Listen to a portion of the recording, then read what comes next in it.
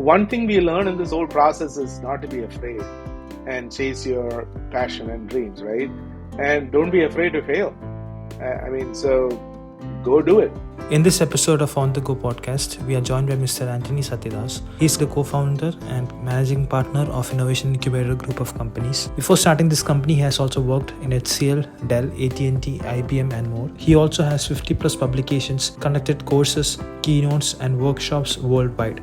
In this episode, we'll be talking about his first job, his experience in starting his first startup, and his experience working in corporate, and a lot more things. So let's get started. Hello, Antony. Welcome to On The Go podcast. Thank you so much for accepting the invitation and being here with me. Thank you for inviting me. It's my pleasure. So I would like to ask you about your career. Your career itself is almost 1.5 times my age. So let's go all the way back to the very beginning. So how did you get your first job? My real first job was with HCL Group in Hyderabad. And I joined there after a few months of training in Chennai and Bangalore. Remember, this was like 1984. And I just responded to a job ad in the newspaper. And then they called me for multiple interviews in I think Chennai and then Bangalore before I got the job. Now, this particular job, it was all about design office automation, initially using micrographic systems with computer numerical control, computer-aided engineering integration, and then later on, we combined it with CAD/CAM, so computer-aided design and computer-aided manufacturing. So our clients were really steel plants, shipyards, DRDOs, large engineering firms, even archives and all that. Is there any skill that you picked up from your first job that you continued in your career? Yeah, absolutely. So I think the primary skill I learned here was all about customer success. So this starts with how we can sell a concept based on customer needs analysis. And essentially, these are very large deals, right? It costed anywhere from 4 lakhs rupees to 20 plus lakhs rupees. And remember, this is in the 1980s. So this is about kind of a consultative, need-based selling. And then that is not sufficient, right? Because many of these products, like CAD/CAM systems, both hardware and software, were imported from US and other countries. So there is a whole process of, getting the shipping arranged. And, even though there were other departments who dealt with that, there were always challenges around it, right? So this is kind of the end-to-end process from selling, getting actually, the product delivered, and then often getting the money was another big task. So learned all that, right? So I think, and then of course they became our reference accounts, and we would showcase them for other deals, So I think the first and the most primary skill was all about customer success. And I think equally important was how to lead a team of engineers. And initially it was engineers doing sales, but later on it was also about people who do the marketing and the customer support and all that fun stuff. So I think these were my two big lessons I learned and skills I learned from this initial job. So when did your startup career start actually? It was in, I think, 1990. I was in the US and what we it was kind of, I was very fortunate, I think. I met this guy who was a pharmacist. He had owned pharmacies, and we were building software for prescription processing. That is like saying, if you are a patient, you have a prescription from the doctor, you bring that prescription to the pharmacy, and then the application decides, how much money the patient has to pay, how much money the insurance will cover, stuff like that, right? So those days, any company with more than 100 employees were really self-insured. What it means is that even though when they say I have Blue Cross Blue Shield, which is like an insurance, health insurance, all they're doing is they're adjudicating the claims. So they just process the claims, right? So our idea was that we offered a pharmacy claim adjudication service directly to companies. So we didn't call it SaaS, but really it was a SaaS model, right? So we had written the entire software in C and C++. Um, and this pharmacist and his wife, they were very visionary, right? So with very limited funds, myself and Umesh, our other partner, we built the software. And it was fun, a lot of fun, late nights, because this pharmacy is functional, right? The next day, everything has to work in the pharmacy. So Yeah. I remember days when, oh my gosh, the printer doesn't work or it doesn't print properly, the prescription, so the label or that goes on the bottle, right? And so we had all kinds of things to make everything work properly. So in the startup, initially, we used to go give demos, and that itself was a very interesting experience because we had to carry like big terminals and desktops and modems through which they talk to each other. We used to put them in a truck and take it to customer location. So, and it took us like an hour to set everything up and then give demos. It was kind of wild. But the mistake we made was that we didn't realize that the Blue Cross or any of those brand health insurance company, that branding was huge. So employees wanted that. And we were going and telling the employers, you don't need it. And it just didn't work. So that was like the greatest experience for us in that first startup. But then I think the second startup was an AI company, again, in early 90s, that I started with another partner, Krishna. And we had like 100 customers globally at that time. And this is essentially a set of tools that allows people to build AI models using neural networks, fuzzy systems, evolutionary algorithms, kind of techniques and combinations of those. That was a lot of fun.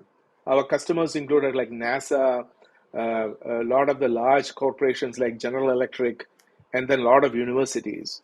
We had like students doing PhD using our software and acknowledging that in the dissertation. That was a lot of fun. So, like you said, you were creating SaaS products in the early 90s. The question here is you basically studied electrical, right, in your engineering, That's and right. then you moved on to creating SaaS products in a course of 10 years. So, Mhm. how did that transition take place? I mean, how did you transition into software? Oh, that was wild, right? So Yeah. initially, it was my job because here I am. I was responsible for a region like Andhra Pradesh for HCL's CAD/CAM business, right? So Mhm. we were selling all kinds of software on very specialized hardware, like Apollo systems, and later on like silicon graphics hardware and all that. And literally, when I did my engineering, those days all we had was mainframes. And then the languages we learned initially was like microprocessor programming and then Fortran programming, right? That is where we started. And then later on, before I came to the US, of course, I studied C programming.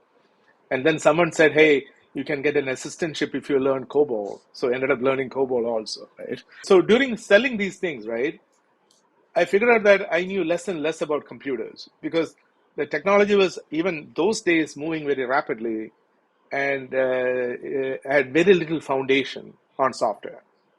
So, and that is when I decided, gee, maybe I should go to the US and learn software.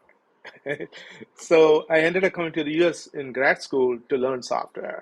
So I think what I really learned and leveraged from my electrical engineering, degree was really the engineer mindset and actually a lot of soft skills. Because even those days, they encouraged this a lot. We used to do like seminars. We were asked to speak, and we had to Yeah. learn to do all that, right? So I think uh, uh, that is what I could leverage from my engineering. But then this is how I initially transitioned. Coming back to the startup, were you and Umesh the only team members who were building with you on the startup, or were there any other team members who were contributing to the building the product? Yeah, if you think about it in the new world, myself and Umesh were the tech guys, right? We were really doing the coding, hands-on coding. And we were doubling up as the UX guy and the UI guy too, right? And the backend folks. That is all. We were both doing all of those, right? Now the requirements were coming in two ways. One from the pharmacist who is sitting right there next with us, And then we are sitting in the pharmacy. So we were really seeing how the customers were interacting with the system, which I think helped us a lot. Because otherwise we wouldn't have, it would have been, we'd have taken more effort, right, in understanding the domain and really understanding the pain and what needs to be done and all that. Now that is on the in the front office side. Now, obviously, the pharmacist and his wife, they dealt with the back office also, right? So in figuring out, okay, how much money did we make? What other reports do we need to see? Things like that, right? So there again, we were with them. So that helped us a lot, I think. And we actually, after we deployed our software, that is a front end software for pharmacy claim processing software. And also, like when a patient comes in, we look up the patient database, look at what other drugs they have, purchased before and all that stuff, right? It was all there, right? So we deployed this in another pharmacy also. So that also helped us get another perspective of wants and needs, right? In a rooted, down to earth, um, where the things happen kind of thing. That was very helpful. You said about deployment for the pharmacies, right? So, how was the deployment taking place then? Like now, there are AWS, Azure, and all those things. So, how did you used to deploy your software then? Well, we had servers which were like big servers in the pharmacy itself, and but we did follow a process. Like we did have like a dev environment, and then I think I just don't remember whether there was really a QA environment or not. Probably we did QA and dev, and then boom, it was in prod, right? I think it was like that. So you were managing the server side also. I mean, the server management and the networking part. Yeah, Yes. everything, including the printer doesn't work, whether you kick the printer or whatever, right, to make it work. Oh yeah. Yeah. So we are responsible, and then the communication. So when you do claim adjudication, that means figuring out how much money the insurance company will pay. We have to send a modem request to the insurance company, and their Mhm. modem will do the handshake, and then they will come back with acknowledgement saying, okay, this is what they will pay, right? So we had to go through a certification process, which means Mhm. essentially there were different companies we got to get certified with, different insurance companies, and they had their own Okay. protocol and test scripts, right? So Mhm. we had to do this whole thing one by one and get certified, which was wild those days, because you just use like modems, right? Very low speed modems. Yeah, so a lot of things have changed in last Oh 25, my 30 God, years. totally. Yeah. Yeah. Uh, yeah, so the next thing that I wanted to ask is about, I mean, why this startup failed actually? What was the reason that you had to stop? Yeah, I think the first startup it failed really because we just didn't realize one very fundamental customer need, right? Which was this whole thing about the brand. We Mhm. just didn't. We thought that that wouldn't be a problem, but only once we started, really engaging with the customers, we realized that it is a problem. It was like a big problem. Now, again, those days, we were also trying to engage with very large customers, not medium Mhm. size, because we didn't have that kind of access, right? Our access actually, interestingly, was with government customers and some very large insurance companies, not health insurance, right? Other kind of insurance. So Mhm. because of that, again, those are big companies where how the employee looked at it was very important, right? Versus, Mhm. like it was smaller companies, maybe the employer could have convinced the employees easier, right? Because it's smaller number of employees. Like if it is like 200 or above 100, right? Like 150 or whatever size companies, maybe it would have been easier for the employers to convince them. But with larger companies, it was Mhm. difficult to do that. Yeah. What about the second startup? What happened to that?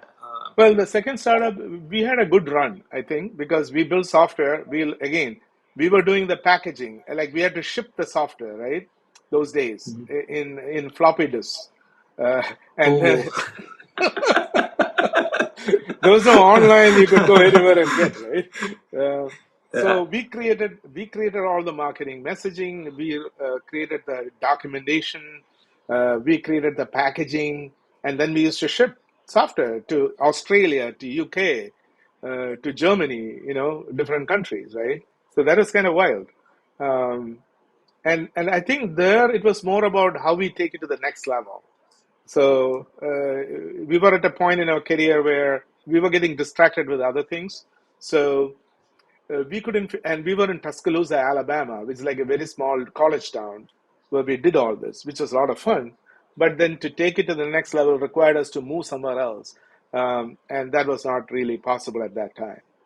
So we had a good run, right? We had good clients.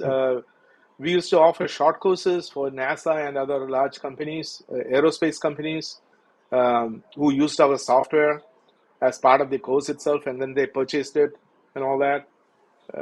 So I think it was a lot of fun. Yeah. So after the second startup, you decided to go back into corporate. So That's right. how was that? Yeah. Yeah, I was first work for telco company. So this is like one of the large telcos in the US, telecommunication company. So there, I think my first project was really building a user experience, UX. And remember, those days it was all like Unix-based systems, right, on which we were building all the software. And then those days, then we had something called Cobra, Common Object Request, CORBA. That is Common Object Request Broker Architecture based software. So you used to use write ideal interfaces, and then the code is generated from that. This is all for the middleware services. So we did a lot of that. And then I moved to Florida, where there was a company acquired by Perot Systems, and we were building again, consulting service. We were providing consulting services for large companies, including one large pharmacy group, CVS. So we signed up a very large project with them, and for that I used to come up to the Northeast, where the headquarters was, because we were working with the senior, uh, people there to define the requirements and sign the contract. So that led me there, and this was closer to Boston. And then I thought, gee, I want to move to Boston, and I found this job in IBM, and that is how I landed in IBM there.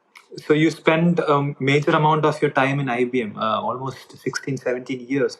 Yeah. So if you had to condense all of that experience into maybe three or more lessons, what would you say? I mean, Yeah, it was like a wild ride. I wore so many, roles, like, or what is it, caps or hats, right? It was really interesting. But at the end of the day, three big things, right? One was all about entrepreneurship. So IBM had a whole process around how do you drive innovation within the company, right? In creating new business units, incubating them without a lot of red tape, which is otherwise required, right, in a regular business unit, meaning a lot of processes and guidelines, right? So here we were allowed to, we had a lot more freedom and flexibility to experiment with new ideas. So did a lot of that. And that is from from idea incubation to delivery, right? From strategy, product management, communication with the boardroom, as well as analysts and press, owning a P&L for a business segment, building and scaling social business center of excellence globally. So I did all that, right? So at the end of the day, I categorized them under this bucket called entrepreneurship. The second learning was how to architect a large scale global enterprise as well as small business solutions. Um, and this often required partnership with other startups because they had some component of the technology. So we had to bring it all together and essentially build solutions. So architect solutions for customers. And many of them are like very large enterprise customers. Right? So this is kind of a combination of, I would say, consultative, uh, you know, technology consulting, and providing leadership with deep technical background, right? That it is kind of a combo of that. yeah. So that was the second thing I learned. And the third thing, interestingly, I was thrown into marketing, competitive marketing. So they pulled me into that because there was a time when IBM was introducing a new product to market, And I started asking all crazy questions, and they said, "Hey, why don't you just come and do it? You know, you're a tech guy. You come and do competitive marketing." So this included, again, starting from strategy to building teams. I used to spend a lot of time with analysts like Gardner, Forrester, those people from those organizations, articulating to them IBM strategy, and then learning from them what other people are up to, and then talking to the press, not just in the US, because press used to come from all over the world. So people used to come from South America, Japan, India, Germany, Australia, and you had to talk to them, right? And then also from a marketing perspective, there are agencies like Ogilvy, IBM uses. So you have to give them, brief them on what you need, what your product vision and strategy is, so they can create the right marketing material. And then definitely working with the senior leadership in IBM, you had to convince them for budget, right? Why they should continue, and then really go execute. So these were the three big learnings, right? One is all about entrepreneurship. The second is about architecting large systems and solutioning them, right? And the third is competitive marketing. That's a lot of lot of things. Yeah. So, how was your experience with IBM Watson? So, when I was going through your LinkedIn, I saw that you had worked with IBM Watson in some way. So, what was that experience about? Oh, it was amazing because this was specifically Watson with help, right? So it was a great opportunity because I was working with large hospital systems, and this is like projects driven by the CEOs. So I had an opportunity to interact with a lot of the CEOs, as well as the strategy team and doctors, right? So we used to spend days in emergency rooms just to understand how they work and what the challenges are. So we did a lot of design thinking workshops, understanding how we can help them navigate through in the specific area what we call transitions of care. That is like saying I'm a patient, I'm at home, but I had some illness. I ended up in the emergency room, but now from the emergency room I'm going inpatient, in a bed in the hospital, and from there I'm sent to for physiotherapy somewhere else, and then I'm sent back home. So as these transitions happen, there are a lot of challenges around the different parties, whether it is the doctor or the nurse, know what should they know about the patient, um, and that is like it continues to be a huge challenge even now. So we were very focused on leveraging Watson kind of technologies to address that problem, which is like an amazing, unique experience. And what is also exciting is that today, many of the people I work with, they are now founders of companies, and we are partnering. Innovation Incubator is partnering with them to build their product and take it to market. Yeah. So, coming to Innovation Incubator, so from working in IBM for such a long period of time and leaving all that to completely starting a company from scratch all over again after like having that experience of first two losses in the beginning of your journey. Why did you go back into the startup ecosystem? What was the vision about? I think the our managing partners, right? Myself, Umesh, Matt, we founded who founded Innovation Incubator. We had worked both in large enterprises as well as build our own startups, right? Myself and Umesh, we had a lot of experiences like this, and even afterwards, that is before IBM, right? Meaning, when I say that, like Umesh was with Lab Morgan, for example, where they were working with a lot of startups, right? And I was doing all this entrepreneurship stuff. So, and Matt had his own company, software incubator, even then, right? So, so essentially, we had known each other for so long, and we always used to say, we got to come back, get back, like come and do something together, right? So that was always there. And I also think that once you've done a startup, whether it has failed or not, that itch is going to be there, right? You always want to get back to it. So whenever we thought about this, we felt like we had a very unique value proposition, right? Because we understood the enterprise as well as startups to some level. We had some deep knowledge on certain verticals, and interestingly, we all were working on emerging tech a lot, right? So we thought that is a unique value prop to any founder, and a unique value prop even for us, because we ourselves had a bunch of ideas we want to go do. So that is what prompted us to, get back or into the startup world. So Innovation Incubator group of companies basically incubate small startup, right? So how was the journey so far? I mean, it's how many years it's been, and how was the journey so far? We found Innovation Incubator in 2015, right? Um, as an entrepreneur's workbench that can really help create value, wealth, and social impact, right? That has been our passion, and that is what has been driving us so far, right? So definitely, as you know, we have worked with dozens of founders and helped them realize their dreams at some level, right? Um, and then we have incubated our own companies like PropMix, Prospector.ai, Innovation Incubator Advisory back in India, right? Um, and so these are like, think about like starting from zero to 50 people, 200 people kind of, experiences, right? Which has been very exciting. So essentially, we've been on this for 7 years. And I think we are at a very interesting inflection point where in the next 3 years, I think we will see a lot of successes, right? Essentially realizing our dreams. That is what we are hoping to do. So, like you said, you're working with a lot of founders parallelly to realize their dreams. So, in that, how do you find time for yourself, or how do you manage your time? There is no easy answer to this, right? We try to have scheduled things like, whether it is the leadership meetings or the daily scrums, right? That gives us some sanity. There is a scheduled thing, right?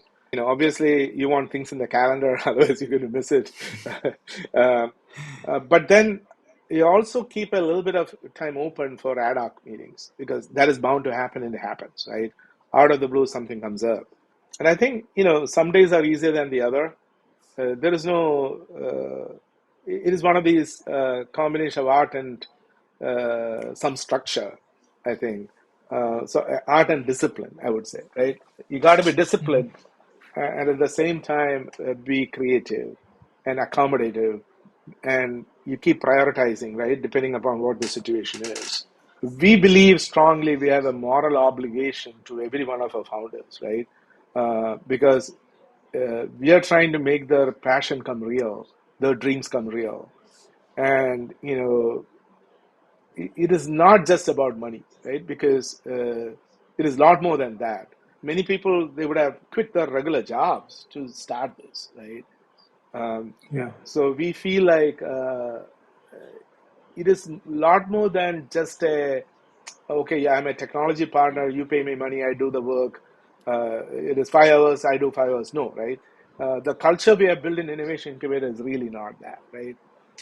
Really speaking, if I look at every one of our employees, the teams, they are also passionate about making that startup successful. And they put in whatever effort possible, right, to make it happen. Yeah. Um, so that is a philosophy that is driving us. And then our own ideas also, right? Um, Obviously, that means we'll figure out a way to find time to make it happen. One last question before we wrap this up. Mhm. If you were 20 again, and if you had to do it all over, so how would you, I mean, you have a unique perspective of, 30, 40 years of industry now. And say if you had to do this again for the next 20 years or 25 years. So what would be your perspective, and how would you look at things, and how would you approach it? 20 years means I would be like a junior in college, right? Yeah. I'll make sure I have a startup going. I think that is very clear, crystal clear, right? Now, what that startup will be doing and all that, then it all depends, right? And what the opportunity is.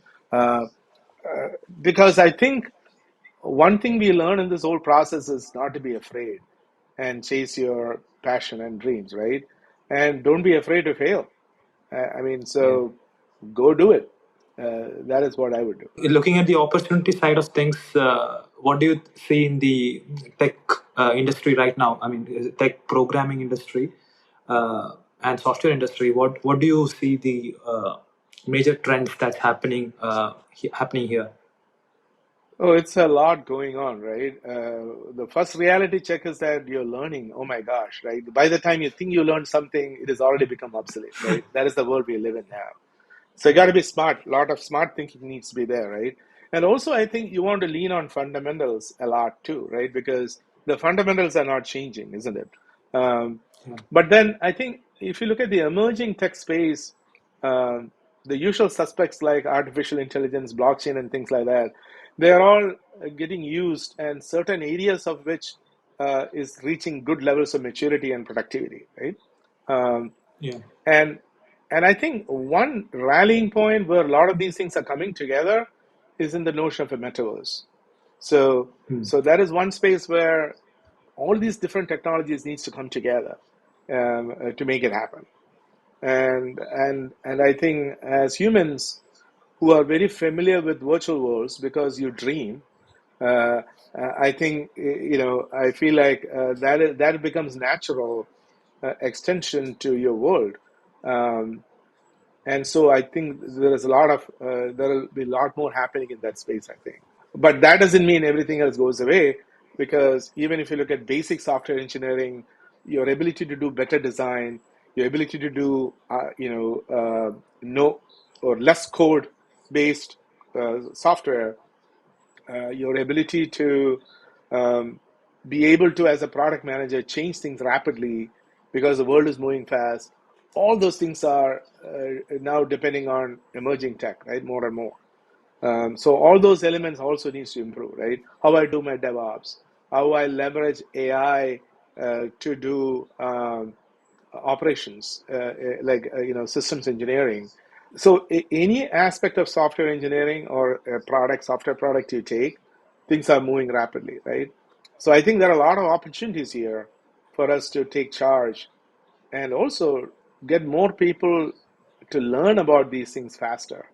You know, there's a huge opportunity here, I think. Thank you so much for spending your time with me. And for the online viewers, where can they find you and how can they find you? Do you want to? Yeah, you can connect me in LinkedIn. That might be the fastest way to find me, and then take it from there. Thank you so much for taking time out to listen to this episode. Hope you have found this podcast useful. Do drop a comment if you felt the same. Thank you for watching and see you guys in the next one.